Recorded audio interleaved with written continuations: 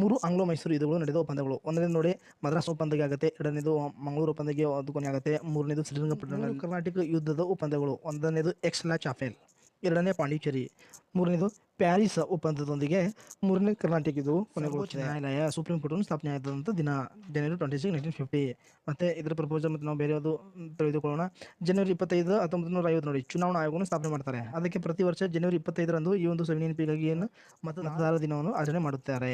ಇವನು ಇತಿಹಾಸದ ಪ್ರಮುಖ ಇಂಪಾರ್ಟೆಂಟ್ ಮಹತ್ವಪೂರ್ಣವಾದಂಥ ಘಟನೆಗಳನ್ನು ಕೂಡ ಬರೆದಿರೋದು. ನೋಡಿ ಈಗ ಸ್ನೇಹಿತರೆ, ಯಾವುದೇ ಒಂದು ಪ್ರಶ್ನೆ ಆಗಲಿ ಮುಂದಿನ ವರ್ಷದ ಕ್ವಶನ್ ಪೇಪರನ್ನು ತೆಗಿಬೇಕಾದ್ರೆ ಪೇಪರ್ ಕಮಿಟಿದವರು ಪ್ರಶ್ನೆ ಪತ್ರಿಕೆ ಕಮಿಟಿದವರು ಏನು ಮಾಡ್ತಾರೆ, ಹಳೆ ಪ್ರಶ್ನೆ ಪತ್ರಿಕೆಯನ್ನು ಎದುರು ಇಟ್ಕೊಂಡು ಅದರ ಆಧಾರದಲ್ಲೇ ಈಗ ಉದಾಹರಣೆಗೆ ನೋಡಿ ಇದು 4 ಆಪ್ಷನ್ಸ್ ಕುರಿತು ಈ ಒಂದು ಕ್ವಶನ್ 2023ರಲ್ಲಿ ಕೇಳಿದ್ದಾರೆ ಅಂದರೆ 2024ರಲ್ಲಿ ಇದೇ 4 ಆಪ್ಷನ್ಸಲ್ಲಿ ಯಾವುದರ ಒಂದು ಚೂಸ್ ಮಾಡಿ ಅದರ ಮೇಲೇ ಬೇರೆ ಒಂದು ಕ್ವಶನನ್ನು ತೆಗಿತಾರೆ. ಇದು ಒಂದು ಖಂಡಿತ.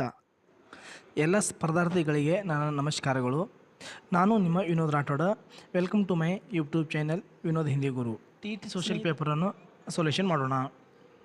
ಮೊದಲನೇದಾಗಿ ನೋಡಬೇಕಾದ್ರೆ ಯಜ್ಞ ಆಚರಣೆಯ ಕ್ರಮಗಳನ್ನು ವಿವರಿಸುವ ವಿಧದ ಭಾಗ ಯಾವುದಂತ ಕೇಳಿದ್ದಾರೆ.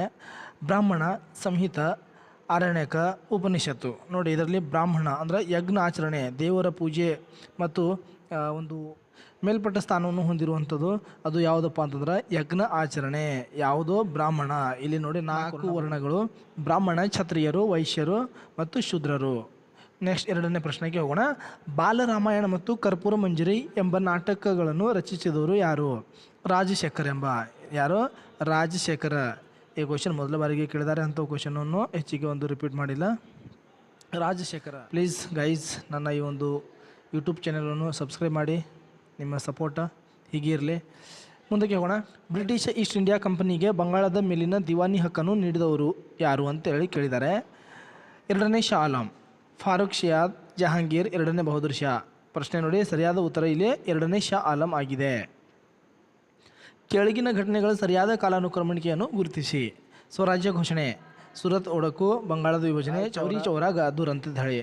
ನಾನು ಇಲ್ಲಿ ಹೆಚ್ಚಿನ ಮಾಹಿತಿಗೋಸ್ಕರ ಬರೆದಿದ್ದೀನಿ. ನೋಡಿ ಸ್ನೇಹಿತರೆ, ಇತಿಹಾಸದ ಮಹತ್ವಪೂರ್ಣವಾದಂಥ ಇಂಪಾರ್ಟೆಂಟ್ ಘಟನೆಗಳು: 1905 ಬಂಗಾಳ ವಿಭಜನೆ, 6 ಮುಸ್ಲಿಂ ಲೀಗ್ ಸ್ಥಾಪನೆ, 7ರಲ್ಲಿ ಸೂರತ್ ಒಡಕು, 9ರಲ್ಲಿ ಮಿಂಟೋ ಮಾರ್ಲಿ ಸುಧಾರಣೆ, 1911ರಲ್ಲಿ ಬಂಗಾಳ ವಿಭಜನೆ ಏನಾಗಿತ್ತಲ್ಲ ಅದು 5ರೊಳಗೆ, ಇದು 11ರಲ್ಲಿ ರದ್ದಾಗತ್ತೆ, 14ರಲ್ಲಿ ಫಸ್ಟ್ ವರ್ಲ್ಡ್ ವಾರನ್ನು ಅದು ಪ್ರಾರಂಭ ಆಗುತ್ತೆ, ಮೊದಲನೇ ವಿಶ್ವಯುದ್ಧ, 15 1915 ಗಾಂಧೀಜಿ ಭಾರತಕ್ಕೆ ಆಗಮನ ಆಗುತ್ತೆ, 16ರಲ್ಲಿ ಸಬರಮತಿ ಆಶ್ರಮ ಸ್ಥಾಪನೆ, 17ರಲ್ಲಿ ಚಂಪಾರಣ್ಯ ಸತ್ಯಾಗ್ರಹ, 18ರಲ್ಲಿ ಖೇಡಾ ಸತ್ಯಾಗ್ರಹ ಮತ್ತು ಫಸ್ಟ್ ವರ್ಲ್ಡ್ ವಾರ್ ಎಂಡ್ ಆಗುತ್ತೆ, 19ರಲ್ಲಿ ಜಲಿಯನ್ ವಾಲಾಬಾಗ್ ಹತ್ಯಾಕಾಂಡ ಮತ್ತು 20ರಲ್ಲಿ ಅಸಹಕಾರ ಚಳವಳಿ ಆಗುತ್ತೆ. ನೆಕ್ಸ್ಟ್ 22ರಲ್ಲಿ ಚೌರಿ ಘಟನೆ, 24ರಲ್ಲಿ ಬೆಳಗಾವಿ ಕಾಂಗ್ರೆಸ್ ಅಧಿವೇಶನ ಆಗುತ್ತೆ. ಇದು ವೆರಿ ಇಂಪಾರ್ಟೆಂಟ್ ನೋಡಿ. ಮತ್ತು 22ರಲ್ಲಿ ಗೋ ಬ್ಯಾಕ್ ಟು ಸೇಮನ, 29ರಲ್ಲಿ ಪೂರ್ಣ ಸ್ವರಾಜ್ಯ ಘೋಷಣೆ, 30ರಲ್ಲಿ 1ನೇ ದುಂಡು ಮೇಜಿನ ಪರಿಷತ್, 31ರಲ್ಲಿ 2ನೇ ದುಂಡು ಮೇಜಿನ ಪರಿಷತ್, 32ರಲ್ಲಿ 3ನೇ ದುಂಡು ಮೇಜಿನ ಪರಿಷತ್. ಇನ್ನೂ ಭಾಳಷ್ಟು ಇವೆ, ಆದರೆ ನಾನು ಇಲ್ಲಿ ಅಷ್ಟು ಬರೆದಿರೋದು. ಮುಂದಕ್ಕೆ ಹೋಗೋಣ. ನೆಕ್ಸ್ಟ್, ಗುಪ್ತರ ಕಾಲದ ಪ್ರಸಿದ್ಧ ಬೌದ್ಧ ವಿಹಾರ ಮತ್ತು ಗುಹಾಲಯಗಳು ಕಂಡು ಬರುವುದು ಎಲ್ಲಿ ಅಂತ ಕೇಳಿದ್ದಾರೆ.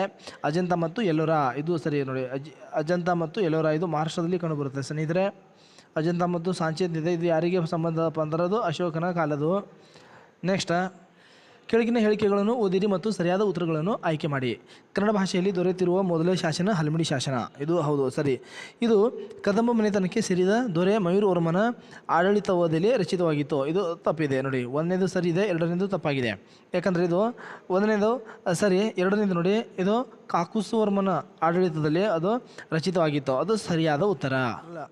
1919ರ ಕಾಯ್ದೆಗೆ ಸಂಬಂಧಿಸಿದ ಸರಿಯಾದ ಆಯ್ಕೆ ಯಾವುದಾಗಿರುತ್ತೆ ನೋಡಿ. ಪ್ರಾಂತಗಳಲ್ಲಿ ದ್ವಿಸರ್ಕಾರ ಪದ್ಧತಿಗೆ ಅವಕಾಶ. ನೆಕ್ಸ್ಟ್, ತೀನ್ ಮೂರ್ತಿ ಹೈಫಾ ಚೌಕ್ ಸಂಬಂಧಿಸಿರುವುದು ಯಾರಿಗೆ ಸಂಬಂಧಿಸಿದೆ ಅಂತ ನೋಡಿ. ಇಲ್ಲಿ ಸರಿಯಾದ ಮೈಸೂರು, ಜೋಧ್ಪುರ್ ಮತ್ತು ಹೈದರಾಬಾದ್ ಲ್ಯಾನ್ಸರ್ಸ್ ಅಂತ ಹೇಳಿ. ಮುಂದಿನ ಪ್ರಶ್ನೆ, 2ನೇ ಆಂಗ್ಲೋ ಮೈಸೂರು ಯುದ್ಧವು ಕೊನೆಗೊಂಡ ಒಪ್ಪಂದ. ವೆರಿ ಇಂಪಾರ್ಟೆಂಟ್, ಬಹಳ ಮಹತ್ವಪೂರ್ಣವಾದಂಥ ಈ ಪ್ರಶ್ನೆಯನ್ನು ಸುಮಾರು ಸಲ ಇದು ರಿಪೀಟ್ ಆಗಿರುವಂಥ ಪ್ರಶ್ನೆ. 2ನೇ ಆಂಗ್ಲೋ ಮೈಸೂರು ಯುದ್ಧವು ಕೊನೆಗೊಂಡ ಒಪ್ಪಂದ. ಇದು ಮಂಗಳೂರು ಒಪ್ಪಂದಕ್ಕೆ ಕೊನೆ ಆಗುತ್ತೆ. ನೋಡಿ ಸ್ನೇಹಿತರೆ, ಇಲ್ಲಿ ನಾನು ಬರ್ದೀನಿ 3 ಆಂಗ್ಲೋ ಮೈಸೂರು ಯುದ್ಧದ ಒಪ್ಪಂದಗಳು. 1ನೇ ನೋಡಿ ಇದು ಮದ್ರಾಸ್ ಒಪ್ಪಂದ, 2ನೇ ಮಂಗಳೂರು ಒಪ್ಪಂದ, ಶ್ರೀರಂಗಪಟ್ಟಣ 3ನೇದು, ಮತ್ತು 3 ಕರ್ನಾಟಕ ಯುದ್ಧದ ಒಪ್ಪಂದ ಕೂಡ ಬರೆದಿದ್ದೀನಿ. ಎಕ್ಸ್-ಲಾ ಚಾಪೆಲ್ ಮತ್ತು ಪಾಂಡಿಚೇರಿ ಒಪ್ಪಂದ, 3ನೇದು ಪ್ಯಾರಿಸ್ ಒಪ್ಪಂದ. ನೋಡಿ ಸ್ನೇಹಿತರೆ, ಎಷ್ಟು ಒಂದು ಇಂಪಾರ್ಟೆಂಟ್ ಆಗಿರ್ತದೆ. 2022ರ TETಗೆ 3ನೇ ಆಂಗ್ಲೋ ಮೈಸೂರು ಯುದ್ಧದ ಬಗ್ಗೆ ಕೇಳಿದ್ದಾರೆ 22ಅಲ್ಲಿ. ಈಗ 23ರಲ್ಲಿ ಏನು ಮಾಡಿದ್ದಾರೆ, 2ನೇ ಆಂಗ್ಲೋ ಮೈಸೂರು ಯುದ್ಧದ ಒಪ್ಪಂದವನ್ನು ಕೇಳಿದ್ದಾರೆ. ಬಹಳ ಟ್ವಿಸ್ಟ್ ಇರುತ್ತೆ ನೋಡಿ. ಏನು ಪ್ರಶ್ನೆ ಎಷ್ಟು 4 ಆಪ್ಷನ್ ಇರುತ್ತೆ. ಮುಂದಿನ ಒಂದು ವರ್ಷದ ಪ್ರಶ್ನೆ ಪತ್ರಿಕೆ ತಯಾರು ಮಾಡುವಾಗ ಕಮಿಟಿದವ್ರು ಏನು ಮಾಡ್ತಾರೆ, ಆ ಆಪ್ಷನ್ ರಿಲೇಟೆಡನ್ನೇ ಪ್ರಶ್ನೆಯನ್ನು ಚೂಸ್ ಮಾಡ್ತಾರೆ. ಇದು ನೆನಪಿರಲಿ ಸ್ನೇಹಿತರೆ. ಅದಕ್ಕೆ ನಾವು ಮಾಡಲ್ ಕ್ವೆಶ್ಚನ್ ಪೇಪರನ್ನು ಓದಿದರೆ ಬಹಳ ಉತ್ತಮವಾದಂತಹ ಕೆಲಸ ಆಗುತ್ತೆ. ಯಾಕಂದರೆ ಔಟ್ ಆಫ್ ಮತ್ತು ಅದು 100 ಸ್ಕೋರ್ 120 ಸ್ಕೋರ್ ಮಾಡಲಿಕ್ಕೆ ಅದು ಉತ್ತಮವಾದಂತಹ ಕಾರ್ಯ. ಮಾಡಲ್ ಕ್ವೆಶ್ಚನ್ ಪೇಪರನ್ನು ಪದೇ ಪದೇವಾಗಿ ರಿಫರ್ ಮಾಡಬೇಕಾಗತ್ತೆ. ನೆಕ್ಸ್ಟ್ ಸರಾಯ ಘಾಟ ಸಂಗ್ರಾಮವು ಇವರ ನಡುವೆ ನಡೆಯಿತು. ಮೊಘಲರು ಮತ್ತು ಅಹೋಮರು ಅಂಥೇಳಿ ಇವರ ನಡುವೆ ನಡೆದಿದೆ. ನೆಕ್ಸ್ಟ್ ನೋಡಿ, ಸಂಸತ್ತಿನ ರಚನೆಗೆ ಅವಕಾಶ ಕಲ್ಪಿಸಿರುವಂಥ ಸಂವಿಧಾನದ ಇದೆ. ಸಂಸತ್ತಿನ ರಚನೆಗೆ ಅವಕಾಶ ನೋಡಿ ಇಲ್ಲಿ 79ನೇ ವಿಧಿಯು ಸಂಸತ್ತಿನ ಅಂದರೆ ಪಾರ್ಲಿಮೆಂಟರಿ ರಚನೆ ಬಗ್ಗೆ ಮಾಹಿತಿ ತಿಳಿಸ್ಕೊಡುತ್ತೆ. ಮತ್ತು 352 ಏನಾಗಿದೆಯಲ್ಲ, ಇದು ಎಮರ್ಜೆನ್ಸಿ ಬಗ್ಗೆ ರಾಷ್ಟ್ರಪತಿಯವರು ಘೋಷಣೆ ಮಾಡುವಂಥ ಎಮರ್ಜೆನ್ಸಿ ಕುರಿತು ಅದು ಮಾಹಿತಿ ತಿಳಿಸ್ಕೊಡುತ್ತದೆ. ಭಾರತದ ಸರ್ವೋಚ್ಚ ನ್ಯಾಯಾಲಯವು ಅಸ್ತಿತ್ವಕ್ಕೆ ಬಂದಿದ್ದು ಜನವರಿ 26, 1950ರಲ್ಲಿ. ಭಾರತದ ಸಂವಿಧಾನ ಕೂಡ ಅವತ್ತೇ ದಿನ ಜಾರಿ ಆಯಿತು. ಅವತ್ತೇ ದಿನ ಅದು ಭಾರತದ ಸರ್ವೋಚ್ಚ ನ್ಯಾಯಾಲಯ ಸುಪ್ರೀಂ ಕೋರ್ಟ್ ಸ್ಥಾಪನೆಯಾಗಿದೆ. ಇದೇ ಕ್ವಶನ್ ಇದೆ ಸೇಮ್ ನೋಡಿ 2022ರಲ್ಲಿ ಸೇಮ್ ಕ್ವಶನ್ ನಂಬರ್ 104 ಏನು ಕ್ವಶನ್ ನಂಬರ್ ಇದೆ 2022ರಲ್ಲಿ ಕೂಡ ಸೇಮ್ ಕ್ವಶನ್ ನಂಬರಲ್ಲಿ ಕೇಳಲ್ಪಟ್ಟಿದೆ. ಇದೇ ಪ್ರಶ್ನೆ, ಮತದಾನದ ವಯಸ್ಸನ್ನು 21ರಿಂದ 18ಕ್ಕೆ ಇಳಿಸುವ ಸಂವಿಧಾನದ ಇದು ಯಾವುದು? ಎಷ್ಟು ಟ್ವಿಸ್ಟ್ ಇದೆ ನೋಡಿ ಸ್ನೇಹಿತರೆ. ಇದೇ ಪ್ರಶ್ನೆ ಪದೇ ಪದೇವಾಗಿ ಕ್ವಶನ್ ನಂಬರ್ ಕೂಡ ಅದೇ ಇದೆ ಮತ್ತು ಇದೇ ಒಂದು ಸುಪ್ರೀಂ ಕೋರ್ಟ್ ಪ್ರಪೋಸ್ ಇದೆ. ಅಂದರೆ ಇದನ್ನು ತೆಗೆದು ಈ ಪ್ರಶ್ನೆ ಬಹಳ ಮುಖ್ಯವಾಗಿದ್ದು ಸ್ನೇಹಿತರೆ. 2019ರ TETಲಿಯೂ ಕೂಡ ಕೇಳಿದ್ದಾರೆ ಮತ್ತು 22ರಲ್ಲಿ ಕೇಳಿದ್ದಾರೆ ಮತ್ತು ಇವಾಗ ಇದೇ ಒಂದು 23ಲಿಯೂ ಕೂಡ ರಿಪೀಟ್ ಆಗಿರುವಂಥ ಒಂದು ಪ್ರಶ್ನೆ ಆಗಿರ್ತದೆ. ನೆಕ್ಸ್ಟ್ ಇದನ್ನು ರಿಲೇಟೆಡ್ ನೋಡಿ, ಇಲ್ಲಿ ಜನವರಿ 25, 1950ರಂದು ಏನು ಮತದಾರ ಅಂದರೆ ಚುನಾವಣಾ ಆಯೋಗ ಸ್ಥಾಪನೆಯಾಗಿದ್ದು ಅದೇ ಒಂದು ಸವಿ ನೆನಪಿಗಾಗಿ ಪ್ರತಿ ವರ್ಷ ಜನವರಿ 25ಕ್ಕೆ ಮತದಾರ ದಿವಸ ಆಚರಣೆ ಮಾಡುತ್ತಾರೆ. ವಿಶ್ವಸಂಸ್ಥೆಯ ಸ್ಥಾಪನೆಗೆ ಕಾರಣರಾದ ನಾಯಕರ ಸರಿಯಾದ ಗುಂಪು: ವಿನ್ಸ್ಟನ್ ಚರ್ಚಿಲ್, ಜೋಸೆಫ್ ಸ್ಟಾಲಿನ್ ಮತ್ತು FD ರೂಸ್ವೆಲ್ಟ್. ಇಲ್ಲಿ ನೋಡಿ, ಅಮೆರಿಕಾದ ಡಿ ರೂಸ್ವೆಲ್ಟ್ ಮತ್ತು ರಷ್ಯಾದ ಜೋಸೆಫ್ ಸ್ಟಾಲಿನ್ ಅವರು ಮತ್ತು ಇಂಗ್ಲೆಂಡಿನ ವಿನ್ಸ್ಟನ್ ಚರ್ಚಿಲ್ ಅವರು. ಇದು 3 ಜನರು ಒಂದು ಕಾರಣಕರ್ತರು. ಏನು ವಿಶ್ವಸಂಸ್ಥೆ UN ಸ್ಥಾಪನೆ ಮಾಡಲಿಕ್ಕೆ 3 ಜನರ ಮೇನ್ ಕಾರಣಕರ್ತರು.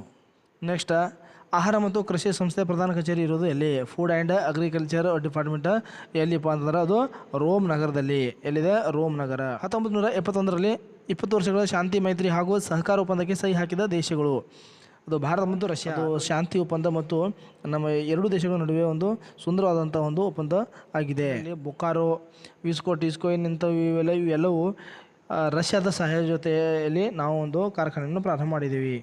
ನೆಕ್ಸ್ಟ್, 42ರ ತಿದ್ದುಪಡಿ ಮೂಲಭೂತ ಕರ್ತವ್ಯಗಳನ್ನು 1976ರಲ್ಲಿ ಅಳವಡಿಸಲಾಗಿದೆ. ಒಟ್ಟು ನಮ್ಮ ಸಂವಿಧಾನದಲ್ಲಿ 11 ಮೂಲಭೂತ ಕರ್ತವ್ಯಗಳಿವೆ.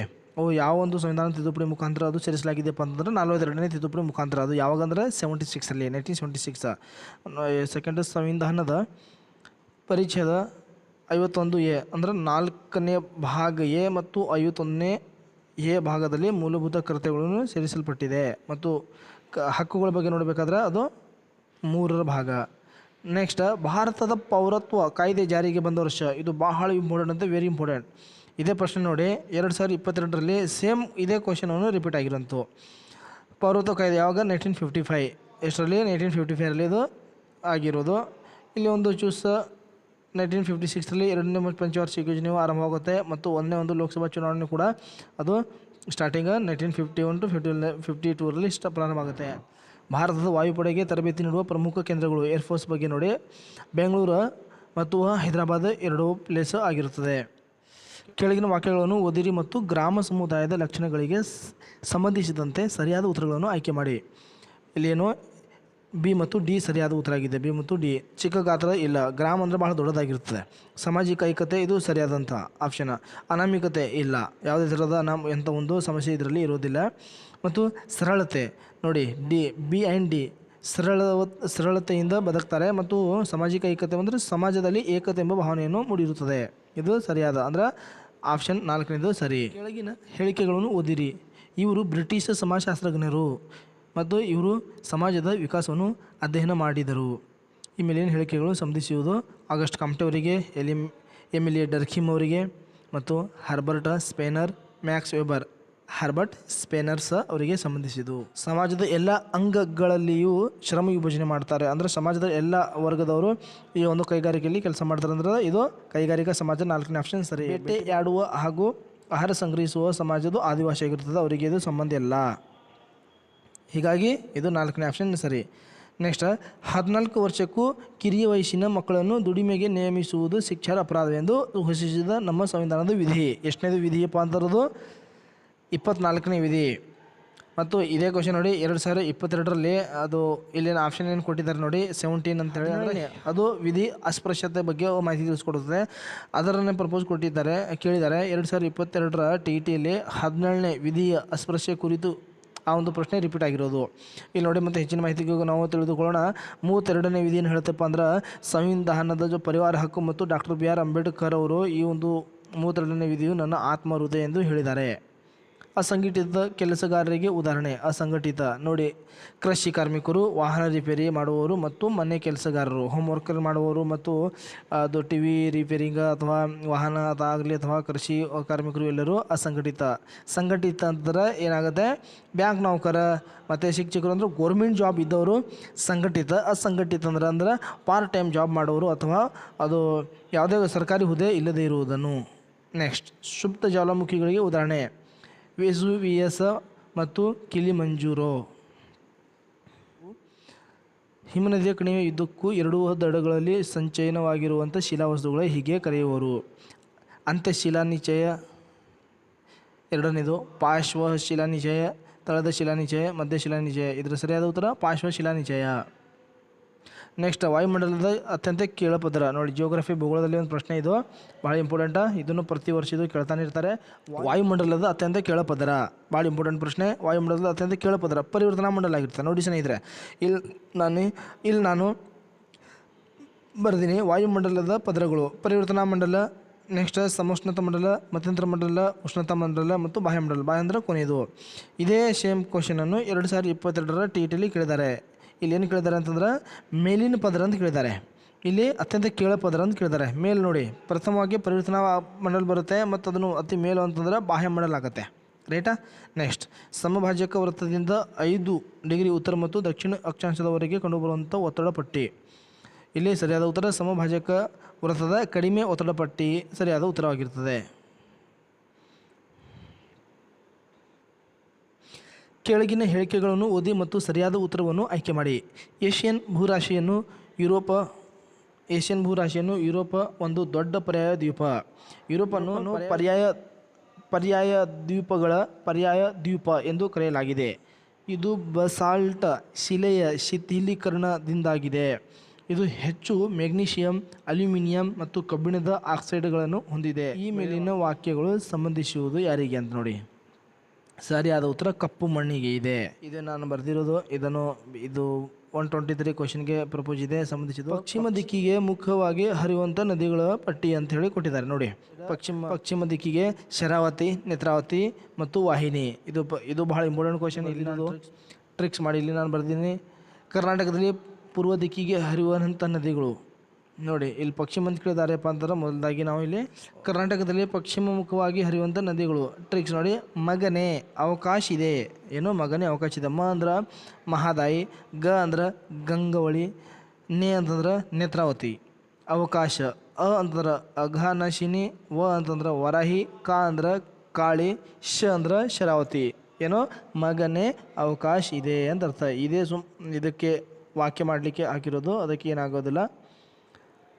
ನೆಕ್ಸ್ಟ್ ನೋಡಿ, ಕರ್ನಾಟಕದ ಪಶ್ಚಿಮ ಮುಖ ಆಯಿತು. ಈಗ ಪೂರ್ವ ದಿಕ್ಕಿಗೆ ಕರ್ನಾಟಕದಲ್ಲಿ ಪೂರ್ವ ದಿಕ್ಕಿಗೆ ಹರಿಯುವಂಥ ನದಿಗಳ ಒಂದು ಟ್ರಿಕ್ಸ್ ನೋಡಿ. ಪಾಪ ಗೋಕಾಕ ಮಗು ಬಿತ್ತು. ಯಾವ ಮಗು ಬಿತ್ತರಿ ಅದು ಸರಿ. ಇದು ಯಾವ ದಿಕ್ಕಿಗೆ ಹರಿಸಬೇಕಪ್ಪ ಅಂದರೆ ಕರ್ನಾಟಕದಲ್ಲಿ ಪೂರ್ವ ದಿಕ್ಕಿಗೆ ಹರಿದು ಬಂಗಾಳ ಕೊಲ್ಲಿಗೆ ಸೇರುತ್ತದೆ. ಅಂದ್ರೆ ಪಾಪ ಗೋಕಾಕ ಎಂಬ ಮಗು ಎಲ್ಲಿ ಬಿತ್ತಪ್ಪ ಅಂದ್ರೆ ಪೂರ್ವ ದಿಕ್ಕಲ್ಲಿ ಬಿತ್ತಂತ ಸುಮ್ಮ ತಿಳ್ಕೊರೆ ನೋಡಿ. ಪ ಅಂದ್ರೆ ಪಾಲಾರ, ಪ ಅಂದ್ರೆ ಪೆನ್ನಾರ, ಗೋ ಅಂದ್ರೆ ಗೋದಾವರಿ, ಕ ಕಾವೇರಿ, ಕ ಕೃಷ್ಣ, ಮ ಮಲಪ್ರಭಾ, ಗು ಘಟಪ್ರಭಾ, ಬಿ ಭೀಮಾ, ತು ತುಂಗಭದ್ರಾ. ಸರಿ. ನೆಕ್ಸ್ಟ್, ಹಜಾರಿಬಾಗ್ ರಾಷ್ಟ್ರೀಯ ಉದ್ಯಾನವನ ಇರುವುದು ಎಲ್ಲಿ? 2022ರಲ್ಲಿ ನೋಡಿ 2022ರಲ್ಲಿ ಗಿರ್ ರಾಷ್ಟ್ರೀಯ ಉದ್ಯಾನವನ ಕೇಳಿದ್ದಾರೆ. ಅದು ಗೀರ್ ಗುಜರಾತಲ್ಲಿ ಇದೆ. ನೋಡಿ ಇಲ್ಲಿ ಏನು ಅದು ಬಿಹಾರ ಅಂತ ಪ್ರಶ್ನೆ ಕೇಳಿದ್ದಾರೆ.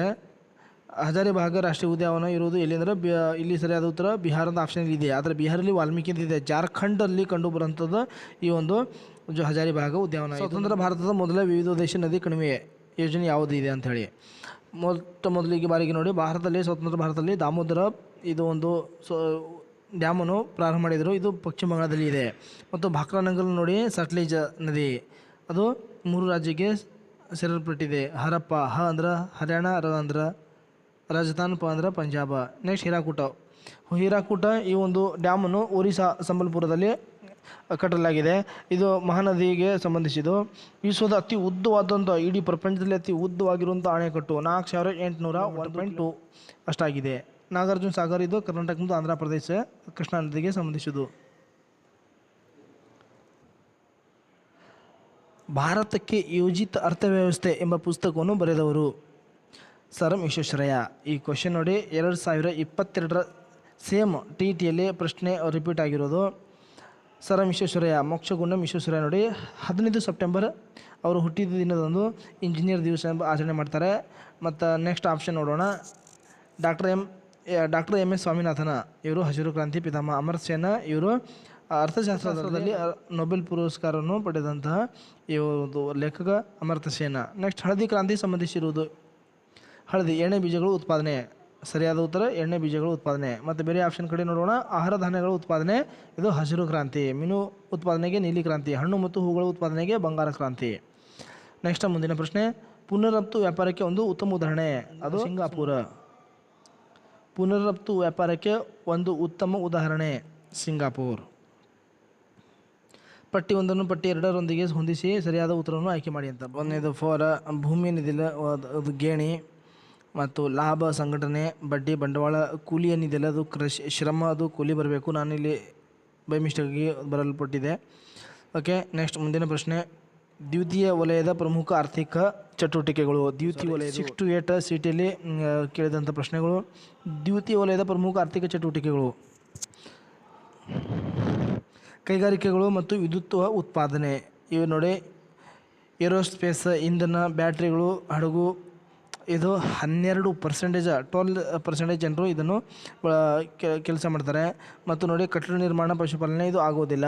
ಮೀನುಗಾರಿಕೆ ಮತ್ತು ಗಣಿಗಾರಿಕೆ ಇದನ್ನು ಪ್ರಾಥಮಿಕ ವಲಯದಲ್ಲಿ ಕಂಡುಬರುತ್ತದೆ. ಇದರಲ್ಲಿ ನೋಡಿ ಅರಣ್ಯ, ಕಚ್ಚಾ ವಸ್ತು 1.8% ಜನರು. ಪ್ರವಾಸೋದ್ಯಮ. ತೃತೀಯ ವಲಯದ ಸೇವಾ ವಲಯ, ಇದಕ್ಕೆ ಸೇವಾ ವಲಯ ಅಂತ ಕೂಡ ಕರೀತಾರೆ. ತೃತೀಯ ವಲಯಗೆ ನೋಡಬೇಕಾದ್ರೆ ಸಾರಿಗೆ, ರೆಸ್ಟೋರೆಂಟ್, ವಿಮೆ, ಬ್ಯಾಂಕಿಂಗ್, ಆರೋಗ್ಯ, ಕಾನೂನು ಮತ್ತು ಅದು 5.6 ಜನರು ಪರ್ಸೆಂಟೇಜ್ ಕೆಲಸ ಮಾಡ್ತಾರೆ. ಮುಂದಿನ ಪ್ರಶ್ನೆಗೆ ಹೋಗೋಣ.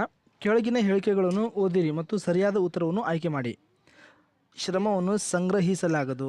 ಶ್ರಮವು ಒಂದು ಚಟುವಟಿಕೆಯ ಅಂಶವಾಗಿದೆ. ಎ ಮಾತ್ರ ಸರಿ, ಬಿ ಮಾತ್ರ ಸರಿ. ಮೂರನೇ ಆಪ್ಷನ್ ಇದೆಯಲ್ಲ, ಎ ಮತ್ತು ಬಿ ಎರಡು ಸರಿ ಅಂಥೇಳಿ. ಇದು ಸರಿಯಾದ ಉತ್ತರ. ನೋಡೋಣ ಇನ್ನೊಂದ್ಸಲ. ಶ್ರಮವನ್ನು ಸಂಗ್ರಹಿಸಲಾಗದು, ರೈಟ್. ಶ್ರಮವು ಒಂದು ಚಟುವಟಿಕೆ ಅಂಶವಾಗಿದೆ. ಇದು ಸರಿಯಾದ ಉತ್ತರ ಆಗಿರ್ತದೆ ಸ್ನೇಹಿತರೆ. ನೆಕ್ಸ್ಟ್, ಮಾನವ ಶಕ್ತಿ ಮತ್ತು ಭೌತಿಕ ಸಂಪನ್ಮೂಲಗಳನ್ನು ಒಂದೆಡೆ ಸೇರಿಸುವ ಪ್ರಕ್ರಿಯೆ ಯಾವುದಾಗಿರುತ್ತೆ? ಯೋಜನೆ ತಪ್ಪು, ಸಂಯೋಜನೆ ತಪ್ಪು, ನಿಯಂತ್ರಣ ತಪ್ಪು, ಸಂಘಟನೆ. ನೋಡಿ ಸಂಘಟನೆ ಇದು ನೋಡಿ ಅಂಬೇಡ್ಕರ್ ಅವರು ಕೊಟ್ಟಿರುವಂಥ ಒಂದು ಮೂಲ ಮಂತ್ರದಲ್ಲಿ ಇದು ಒಂದು ಆಗಿರುತ್ತದೆ. ಶಿಕ್ಷಣ, ಸಂಘಟನೆ, ಹೋರಾಟ. ಇದರಲ್ಲಿ ಸರಿಯಾದ ಉತ್ತರ ಸಂಘಟನೆ. ಮಾನವ ಶಕ್ತಿ ಮತ್ತು ಭೌತಿಕ ಸಂಪನ್ಮೂಲವನ್ನು ಒಂದೆಡೆ ಸೇರಿಸುವುದನ್ನು ಯಾವುದಪ್ಪ ಅಂದರೆ ಸಂಘಟನೆ ಸರಿಯಾಗಿರುತ್ತದೆ. ಸಾಮಾನ್ಯವಾಗಿ ಒಂದು ಭೌಗೋಳಿಕ ಪ್ರದೇಶಕ್ಕೆ ಮಾತ್ರ ಸೀಮಿತವಾಗಿರುವಂಥ ಮಾರುಕಟ್ಟೆ ಯಾವುದಾಗಿರುತ್ತದೆ? ನೋಡಿ ಸ್ಥಳೀಯ ಮಾರುಕಟ್ಟೆ ಆಗಿರುತ್ತದೆ. ಒಂದು ಭೌಗೋಳಿಕ ಪ್ರದೇಶದಲ್ಲಿ ನೋಡಿ, ಸ್ಥಳೀಯ ಅಂತ ಗ್ರಾಮೀಣ ಪ್ರದೇಶದಲ್ಲಿ, ಹಳ್ಳಿ, ಊರು, ಗ್ರಾಮೀಣ ತಾಂಡಗಳಲ್ಲಿ ಏನಾಗಿರುತ್ತೆ, ಸ್ಥಳೀಯ ಮಾರುಕಟ್ಟೆನೇ ಒಂದು ಭೌಗೋಳಿಕ ಪ್ರದೇಶಕ್ಕೆ ಮಾತ್ರ ಸೀಮಿತವಾಗಿರುತ್ತದೆ. ಅದು ಬಿಟ್ಟು ಉಳಿದಿದೆಯಲ್ಲ ಬೇರೆ ಔಟ್ ಆಫ್ ಸ್ಟೇಷನ್ ಆಗಲಿ ಬೇರೆ ಜಿಲ್ಲೆ ಪ್ರದೇಶಕ್ಕೆ ಸೀಮಿತವಾಗಿರ್ತದೆ. ನೆಕ್ಸ್ಟ್, ಭಾರತದ ಬಹುರಾಷ್ಟ್ರೀಯ ಕಂಪನಿಗಳ ಸರಿಯಾದ ಗುಂಪು. ನೋಡಿ ಒಂದನೇದು ಟಾಟಾ, ವಿಪ್ರೋ, ಫಿಲಿಪ್ಸ್. ಎರಡನೇ ಆಪ್ಷನ್ ವಿಪ್ರೋ, ಬಿರ್ಲಾ, ಇನ್ಫೋಸಿಸ್. ಇದೆ ನೋಡಿ ಸರಿಯಾದ ಉತ್ತರ ವಿಪ್ರೋ, ಬಿರ್ಲಾ ಮತ್ತು ಇನ್ಫೋಸಿಸ್. ವಿಪ್ರೋ, ಬಿರ್ಲಾ ಮತ್ತು ಇನ್ಫೋಸಿಸ್ ಇದು ನಮ್ಮ ಮೂರು ಏನವಲ್ಲ ಕಂಪ್ನಿಗಳು ನಮ್ಮ ಭಾರತದ, ನಮ್ಮ ಇಂಡಿಯಾದು. ಇನ್ಫೋಸಿಸ್ ಅಂದ್ರೆ ನಾರಾಯಣ ಮೂರ್ತಿ ಫೌಂಡರ್, ಇವ್ರದ್ದೊಂದು ಫೌಂಡರ್ ಸುಧಾಮೂರ್ತಿ ಇವರು ಆಗಿರ್ತಾರೆ. ನೆಕ್ಸ್ಟ್ ವಿಶ್ವ ಗ್ರಾಹಕರ ದಿನವನ್ನು ಆಚರಿಸುವುದು ಯಾವಾಗ ಅಂತೇಳಿ ವೆರಿ ವೆರಿ ವೆರಿ ಇಂಪಾರ್ಟೆಂಟ್. ಇದು ಭಾಳ ಸಲ ರಿಪೀಟ್ ಆಗಿದ್ದು. ಇಲ್ಲಿ ನಾನು ಬರೆದಿದ್ದು ನೋಡಿ, ಈ ಪ್ರಶ್ನೆ 2019, 21, 23ರಲ್ಲಿ ಕೂಡ ರಿಪೀಟ, ಮತ್ತು ಇದ್ರ ಜೊತೆಯಲ್ಲಿ 6 to 8 ಏನು ಮುಂದೆ CET ಇರುತ್ತಲ್ಲ ಮೇನ್ ಎಕ್ಸಾಮಲ್ಲಿ ಕೂಡ ರಿಪೀಟ್ ಆಗಿರೋದು. ಅದು ವಿಶ್ವ ಗ್ರಾಹಕರ ದಿನವನ್ನು ಆಚರಿಸುವುದು ಯಾವಾಗ ಅಂತೇಳಿ ಮಾರ್ಚ್ 15ಕ್ಕೆ. ಹೌದಾ, ಗೊತ್ತಾಯ್ತಾ ಸ್ನೇಹಿತರೆ? ಮಾರ್ಚ್ 15ಕ್ಕೆ ವಿಶ್ವ ಗ್ರಾಹಕರ ಅಂದ್ರೆ ಕನ್ಸ್ಯೂಮರ್ ಡೇ ಅಂಥೇಳಿ. ಜೂನ್ 5ಕ್ಕೆ ನೋಡಿ, ಬೇರೆ ಆಪ್ಷನ್ ಬಗ್ಗೆ ತಿಳಿದುಕೊಳ್ಳೋಣ. ಜೂನ್ 5ಕ್ಕೆ ಪರಿಸರ ದಿನ, ಮತ್ತು ಡಿಸೆಂಬರ್ 10ಕ್ಕೆ ಮಾನವನ ಹಕ್ಕುಗಳ ದಿನ. ಇದೇ ದಿನದಂದು ನೊಬೆಲ್ ಪುರಸ್ಕಾರವನ್ನು ವಿತರಣೆ ಮಾಡ್ತಾರೆ. ಮತ್ತು ಮಾರ್ಚ್ 8ಕ್ಕೆ ಮಹಿಳಾ ದಿನ. ಈಜಿಪ್ಟ್ ಮತ್ತು ಮೆಸೊಪೊಟೇಮಿಯಾ ಫಲವತ್ತಾದ ಕಣಿವೆಗಳಲ್ಲಿ ನಾಗರಿಕತೆಗಳನ್ನು ಬೆಳೆದು ಬಂದವು.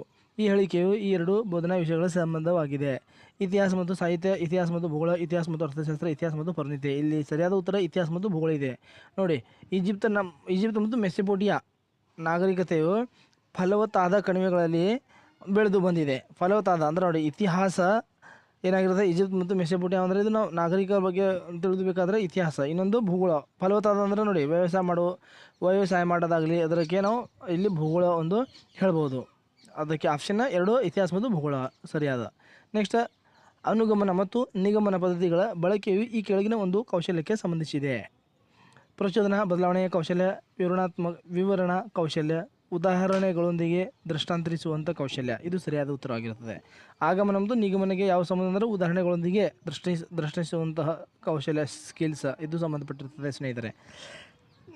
ನೆಕ್ಸ್ಟ್, ಇದು ಸಾಮಾಜಿಕ ಅಧ್ಯಯನಗಳಲ್ಲಿ ಉತ್ತಮ ಶೈಕ್ಷಣಿಕ ಮೌಲ್ಯವನ್ನು ಹೊಂದಿರುವಂಥ ಐತಿಹಾಸಿಕ, ಭೌಗೋಳಿಕ, ವೈಜ್ಞಾನಿಕ ಮತ್ತು ಸಾಂಸ್ಕೃತಿಕ ಪ್ರಾಮುಖ್ಯತೆಯ ನೈಜ ವಸ್ತುಗಳನ್ನು ಒಳಗೊಂಡಿವೆ. ವಸ್ತು ಸಂಗ್ರಹಾಲಯಗಳು ಶೈಕ್ಷಣಿಕ ಆಗಲಿ, ಭೌಗೋಳಿಕ ಆಗಲಿ, ವೈಜ್ಞಾನಿಕ ಆಗಲಿ, ಸಾಂಸ್ಕೃತಿಕ ರೀತಿಯಿಂದ ನೋಡಿದ್ರೆ ಅದು ನೈಜ ವಸ್ತು ಒಳಗೊಂಡಿರೋದು ಎದ್ರೊಳಗಂದ್ರೆ ವಸ್ತು ಸಂಗ್ರಹಾಲಯಗಳಲ್ಲಿ. ಮುಂದಿನ ಪ್ರಶ್ನೆ, ಸಮಸ್ಯೆಗೆ ಪರಿಹಾರಗಳನ್ನು ನೀಡಿ ಬೋಧನೆ ಮತ್ತು ಕಲಿಕೆಯಲ್ಲಿ ಸುಧಾರಣೆಗಳನ್ನು ತರುವುದು ಇದರ ಪ್ರಮುಖ ಉದ್ದೇಶವಾಗಿರುತ್ತದೆ. ಪೂರ್ತಿ ಬೋಧನಾಶಾಸ್ತ್ರ ಇದೆ ಸ್ನೇಹಿತರೆ. ಅನ್ವಯಿಕ ಸಂಶೋಧನೆ ತಪ್ಪು, ವಿವರಣಾತ್ಮಕ ಸಂಶೋಧನೆ ತಪ್ಪು, ಕ್ರಿಯಾ ಸಂಶೋಧನೆ ಸರಿ. ನೋಡಿ, ಏನು ಕ್ರಿಯಾ ಸಂಶೋಧನೆ ಅಂದರೆ ಯಾವುದೇ ಒಂದು ಕ್ರಿಯೆ, ಆ್ಯಕ್ಟಿವಿಟೀಸನ್ನು ಒಂದು ಹೊಸ ಒಂದು ಆವಿಷ್ಕಾರ ಮಾಡುವುದನ್ನು, ಎಕ್ಸ್ಪೆರಿಮೆಂಟ್ ಮಾಡುವುದನ್ನು, ಇದು ಸತ್ಯವಾಗಿರುತ್ತದೆ. ಹೌದು, ಅದಕ್ಕೆ ಇದೇ ಒಂದು ಸರಿಯಾದಂಥ ಉತ್ತರ. ನೆಕ್ಸ್ಟ್, ಶಾಲೆಯನ್ನು ಸಮುದಾಯದೆಡೆಗೆ ತೆಗೆದುಕೊಂಡು ಹೋಗಲು ಈ ಕೆಳಗಿನ ಕಾರ್ಯಕ್ರಮವನ್ನು ಕೈಗೊಳ್ಳಬಹುದು. 1ನೇ ನೋಡಿ, ಸಮುದಾಯದ ಸಮೀಕ್ಷೆ. 2ನೇ, ಶಿಕ್ಷಕ ಪೋಷಕರ ಸಂಘ. ಸಮಾಜದ ಹೆಸರಾಂತ ವ್ಯಕ್ತಿಗಳ ಆಹ್ವಾನ. ವಿಚಾರ ಸಂಕಿರಣ. ಇಲ್ಲಿ ಪ್ರಶ್ನೆ ನೋಡಿ, ಇನ್ನೊಂದ್ಸಲ ನೋಡೋಣ. ಶಾಲೆಯನ್ನು ಸಮುದಾಯದೆಡೆಗೆ ತೆಗೆದುಕೊಂಡು ಹೋಗಲು ಈ ಕೆಳಗಿನ ಕಾರ್ಯಕ್ರಮವನ್ನು ಕೈಗೊಳ್ಳಬೇಕು. ಸಮುದಾಯದ ಸಮೀಕ್ಷೆ.